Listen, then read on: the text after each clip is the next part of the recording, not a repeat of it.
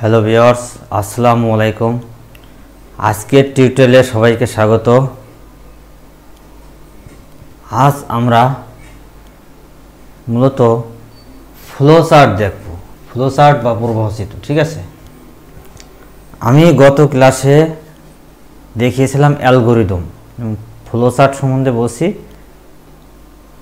সামান্য কিছু কথা বলছি। ঠিক আছে, আজকে ফ্লোচার্ট সম্বন্ধে আমরা বিস্তারিত আলোচনা করব। পূর্বের টিউটোরিয়ালে আমি বলেছিলাম বা একটা উদাহরণ দিয়েছিলাম যে একটা বিল্ডিং তৈরির ক্ষেত্রে প্রথমত খসড়া তৈরি করতে হয়, যেটা অ্যালগরিদম।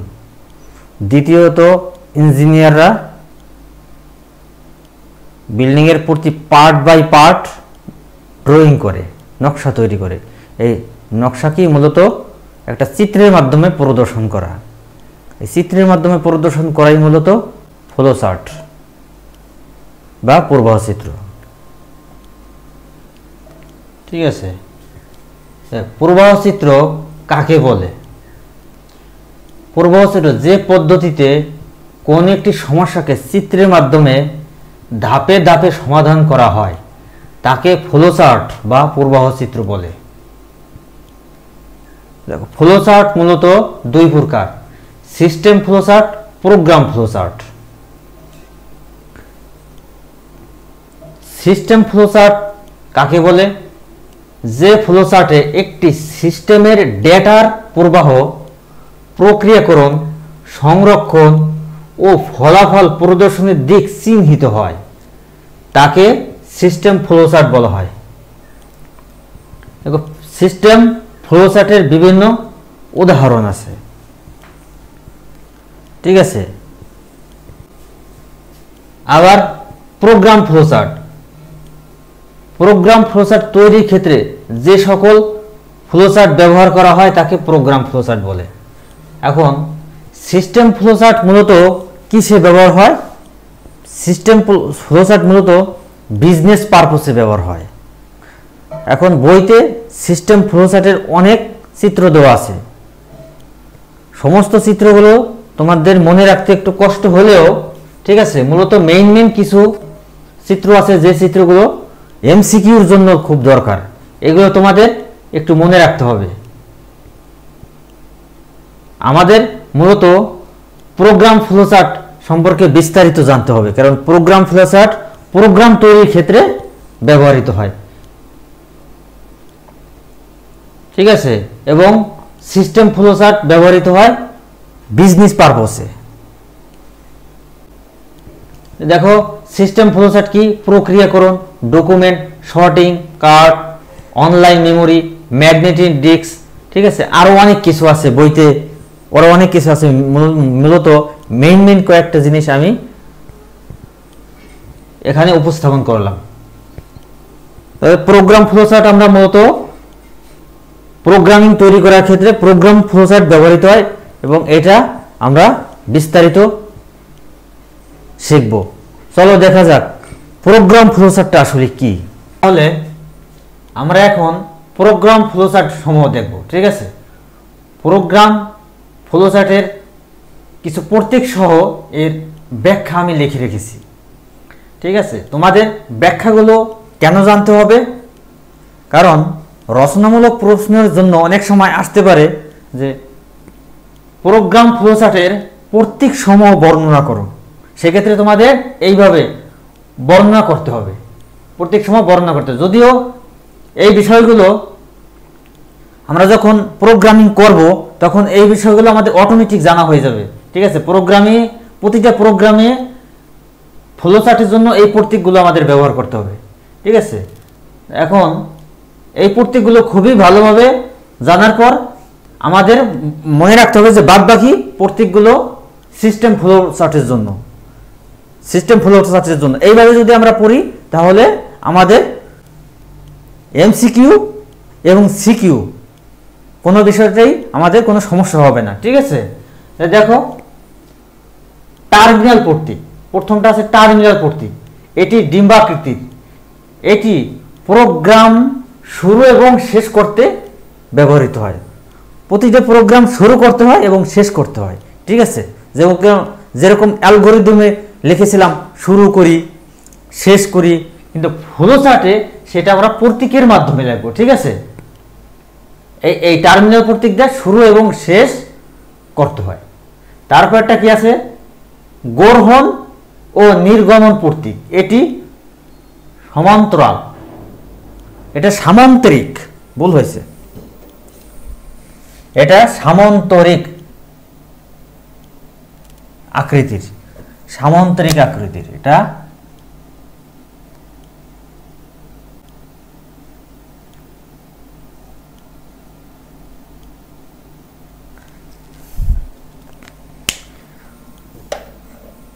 এটা সামান্তরিক আকৃতির। এটি প্রোগ্রামের ইনপুট ও আউটপুটের জন্য ব্যবহার হয়। আমরা ছোট সময় থেকে যে সামান্তরিক জ্যামিতি পড়েছি, ঠিক আছে, সেই সামান্তরিকই আসলে এখানে ব্যবহার করা হয়। ঠিক আছে, এটি প্রোগ্রামের ইনপুট ও আউটপুটের জন্য ব্যবহার হতে হয়। প্রকৃতপক্ষে আমরা অনেক সময় বুঝি না যে গ্রহণ এবং নির্গমন এটা আসলে কি। গ্রহণ মানে ইনপুট, যেটা প্রোগ্রামে ইনপুট দিতে হয়। যখন আমরা প্রোগ্রামিং করব তখন বিষয়গুলো আমাদের পরিষ্কার হয়ে যাবে। ঠিক আছে, ইনপুটের পরিবর্তে ইনপুটের বাংলা হলো কি গ্রহণ, এবং আউটপুটের বাংলা নির্গমন। ঠিক আছে, তাই গ্রহণ এবং নির্গমনের জন্য এই সামান্তরিক প্রতীক ব্যবহার করা হয়। তারপর একটা আছে প্রক্রিয়াকরণ প্রতীক। এটি আয়তাকৃতির হয়, এটি গাণিতিক হিসাব নিকাশের জন্য ব্যবহৃত হয়। ঠিক আছে, প্রোগ্রামিংয়ের ভিতর গাণিতিক যত বিষয়গুলি আছে, যোগ বিয়োগ গুণ ভাগ, যত গাণিতিক বিষয়গুলো আছে, গাণিতিকভাবে যেটা সমাধান করতে হয়, ঠিক আছে, সেই ক্ষেত্রে আমরা এই আয়তাকৃতির প্রতীকটি ব্যবহার করব। ঠিক আছে, এই কারণে বলা হয়েছে এটা প্রক্রিয়াকরণ প্রতীক, এবং এটি আয়তাকৃতি হয়, এটি গাণিতিক হিসাব নিকাশের জন্য ব্যবহৃত হয়। তারপর একটা আছে সিদ্ধান্ত বা তুলনামূলক প্রতীক। এটি হীরক আকৃতির, এটি সিদ্ধান্ত গ্রহণে ব্যবহৃত হয়। সিদ্ধান্ত গ্রহণে দুইটা শর্ত আছে, একটি হ্যাঁ, অপরটি না। ঠিক আছে, যখন আমরা প্রোগ্রামিং করব তখন যদি এরকম কোনো পরিস্থিতি সৃষ্টি হয় যে প্রোগ্রামিং রেজাল্টটি কি হ্যাঁ দিবে নাকি না দিবে, অর্থাৎ নেগেটিভ দিবে নাকি পজিটিভ দিবে, সেই পরিস্থিতিতে আমরা এই সিদ্ধান্ত প্রতীক ব্যবহার করব। এটা হীরক আকৃতির হয়, এটা তোমরা মনে রাখবে। ঠিক আছে, তারপরে আছে তীর চিহ্ন প্রতীক। এটি প্রোগ্রাম প্রবাহের দিক নির্দেশ করে। আচ্ছা, প্রোগ্রাম প্রবাহের দিক নির্দেশ করে। একটি প্রোগ্রাম শুরু করার পর সেটা আস্তে আস্তে নিচের দিকে যায়, আবার সেটা সাইডে বামেও যেতে পারে, ডানেও যেতে পারে। ঠিক আছে, এটা প্রোগ্রাম যখন আমরা করব তখন বিষয়গুলো আরো ক্লিয়ার হবে। ঠিক আছে, সেই ক্ষেত্রে আমাদের তীর চিহ্ন দিয়ে দেখাই দিতে হবে যে এরপরে প্রোগ্রামটা কোন দিকে যাচ্ছে, সেটা তীর চিহ্ন দিয়ে আমাদের দেখাই দিতে হবে। তারপর আছে সংযোগ চিহ্ন প্রতীক। যখন কোনো বড় প্রোগ্রাম এক পৃষ্ঠায় জায়গা না হয় অপর পৃষ্ঠায়, অপর দুইবার হয়েছে, ঠিক আছে, জায়গা না হয়, ঠিক আছে, অপর পৃষ্ঠায় যাওয়ার জন্য এই প্রতীক ব্যবহৃত হয়। আচ্ছা, যখন কোনো প্রোগ্রাম এক পৃষ্ঠায় জায়গা না হয় অপর পৃষ্ঠায়, সেটা তো আছে। আরেকটি বিষয়, যখন কোনো প্রোগ্রাম, ঠিক আছে, প্রোগ্রামের কোনো প্রবাহ যখন মানে একই সংযোগ স্থলে দুইটা সংযোগ স্থল হয়, মানে দুইটা প্রবাহ যখন সংযোগ হয়, তখন সেখানেও আমরা এই সংযোগ প্রতীক ব্যবহার করতে পারি এবং ব্যবহার করতে হবে। বিষয়গুলো প্রোগ্রাম করে যখন আমরা এই ফ্লোচার্ট করব তখন বিষয়গুলো আরও সহজ হয়ে যাবে। এটি লুপ প্রতীক। ঠিক আছে, এটি লুপ প্রতীক। কোনো চক্র বা লুপের কাজ দেখানোর জন্য এটি ব্যবহৃত হয়। যখন লুপ ব্যবহার করব আমরা, ঠিক আছে, প্রোগ্রাম ব্যবহার জন্য বেশ কয়েকটা লুপ ব্যবহার করতে হয়। ঠিক আছে, ফর লুপ, হোয়াইল লুপ যখন আমরা করব তখন আমরা দেখব, ঠিক আছে, যে এটি লুপ প্রতীক কিভাবে ব্যবহৃত হয়। এটি বর্ণনা বা টিকা প্রতীক। এটা বর্ণনা বা টিকা প্রতীক কার্যক্রমের, ঠিক আছে, কার্যক্রমের বর্ণনা দেওয়ার জন্য এটি ব্যবহার করা হয়। তারপর কি আছে, এটি সাবরুটিন প্রতীক। মূল প্রোগ্রামের কোনো অংশ বা সাবরুটিনকে চিহ্নিত করার জন্য এই প্রতীকটি ব্যবহার হয়। যখন একটি প্রোগ্রাম চলে, ঠিক আছে, ওই প্রোগ্রামের কোনো অংশ বা কোনো সাব রুটিন বা কোনো পার্ট চিহ্নিত করার জন্য এই প্রতীকটি ব্যবহৃত হয়। আশা রাখি তোমরা বিষয়গুলো বুঝতে পেরেছো। ঠিক আছে, এই বিষয়গুলো বিশেষ করে এমসিকিউর জন্য খুব দরকার। ঠিক আছে, এই বিষয়গুলো সুস্পষ্ট ভাবে তোমরা জেনে রাখবা। এই যে প্রতীকগুলো যদি প্রোগ্রাম প্রতীকগুলো যদি তোমরা সুন্দরভাবে শিখে রাখো, তাহলে বাকিগুলো যে সিস্টেম প্রতীক সেগুলো তোমরা সহজেই চিহ্নিত করতে পারবে এবং এমসিকিউতে ভুল হওয়ার সম্ভাবনা থাকবে না। ঠিক আছে, এখন তোমাদের আমি একটি উদাহরণের সাহায্যে এই প্রতীকগুলো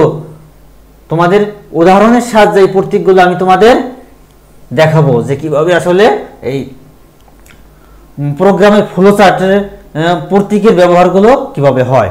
ঠিক আছে, চলো আমরা দেখে আসি। দেখো, এখানে 3টি সংখ্যার যোগফল নির্ণয়ের ফ্লোচার্ট লেখো। এর আগের ক্লাসে আমরা দেখছি 3টি সংখ্যার যোগফল নির্ণয়ের অ্যালগরিদম। এই ক্লাসে আমরা দেখব 3টি সংখ্যার যোগফল নির্ণয়ের ফ্লোচার্ট।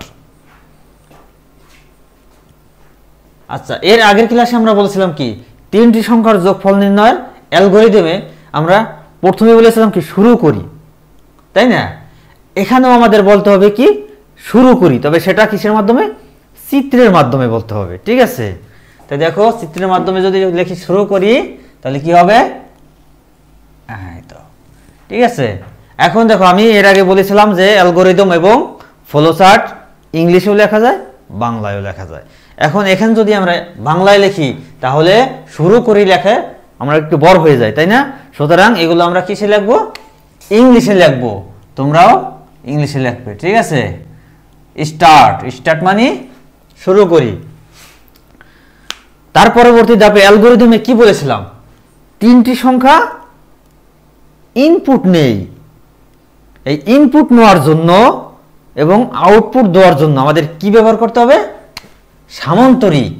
ঠিক আছে, এখন এক ধাপ থেকে অপর ধাপে যাওয়ার জন্য, নিচে যাওয়ার জন্য, ডানে যাওয়ার জন্য, বামে যাওয়ার জন্য আমাদের কি চিহ্ন দিতে হবে? তীর চিহ্ন। ঠিক আছে, তীর চিহ্ন। আচ্ছা, তীর চিহ্ন, তারপরে সামান্তরিক। ঠিক আছে, ইনপুট নেওয়ার জন্য। ইনপুটের বাংলা কি? গ্রহণ করা, গ্রহণ। এবং আউটপুটের বাংলা কি? নির্গমন। আচ্ছা, তাহলে এখন 3টি সংখ্যা ইনপুট নেই। 3টি কি? এ, বি, সি। এখন এ, বি, সি এই 3টেই হলো ভেরিয়েবল। যদিও আমরা ভেরিয়েবল সম্বন্ধে একটু পরবর্তী ক্লাসে আলোচনা করব। ঠিক আছে, সুতরাং এই কিভাবে ভেরিয়েবল নিতে হয়, ভেরিয়েবলের ভিতর কোনো ডেটা বা মান স্টোর করতে হয়, সেগুলো নিয়ে আমরা পরবর্তীতে আমাদের ভিডিও আসবে। ঠিক আছে, তো 3টি সংখ্যা ইনপুট নেওয়ার পর আমরা অ্যালগরিদমে কি বলেছিলাম যে 3টি সংখ্যা যোগ করি। ঠিক আছে, এখন দেখো এই যোগ করার জন্য এটা একটা গাণিতিক প্রক্রিয়া, যোগ বিয়োগ গুণ ভাগ। এর জন্য কি করতে হয়? আমাদের আয়তক্ষেত্র নিতে হয়, তাই না? আয়তক্ষেত্র।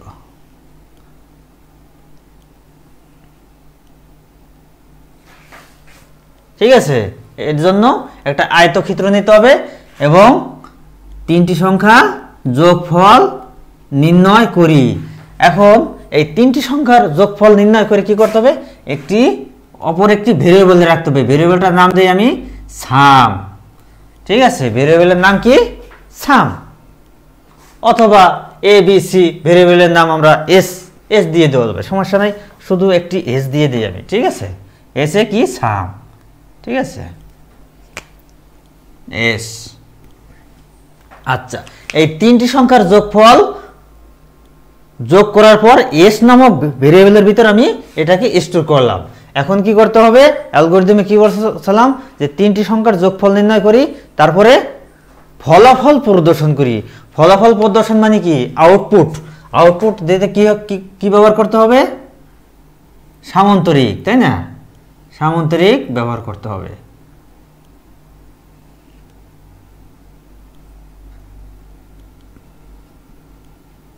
প্রিন্ট এস, ঠিক আছে।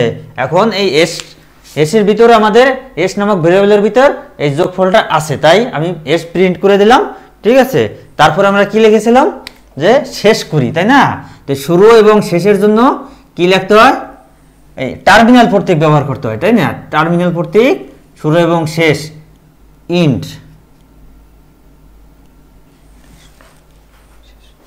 ঠিক আছে। শুরু এবং শেষ করার জন্য টার্মিনাল প্রতীক ব্যবহার করা হয়, ঠিক আছে। সুতরাং দেখো তিনটি সংখ্যার যোগফল স্টার্ট, তারপরে এবিসি নামক ভেরিয়েবল নিতে হবে, তারপরে এবিসি নামক ভেরিয়েবল নিতে হবে কিসের ভিতর, সামান্তরিকের ভিতর। তারপরে আয়তক্ষেত্রের ভিতর আমার প্রক্রিয়াটি সম্পন্ন করতে হবে, তার মানে যোগ করতে হবে এবং যোগফল এস নামক ভেরিয়েবলের ভিতরে স্টোর করতে হবে। তারপরে এস নামক ভেরিয়েবলের প্রিন্ট করে দিতে হবে, সেটা কিসের ভিতর, সামান্তরিকের ভিতর। তারপরে প্রোগ্রামটি ইন করতে হবে, ঠিক আছে, টার্মিনাল প্রতীকের ভিতর। ধন্যবাদ তোমাদের, আশা রাখি টিউটোরিয়ালটি তোমরা বুঝতে পেরেছো।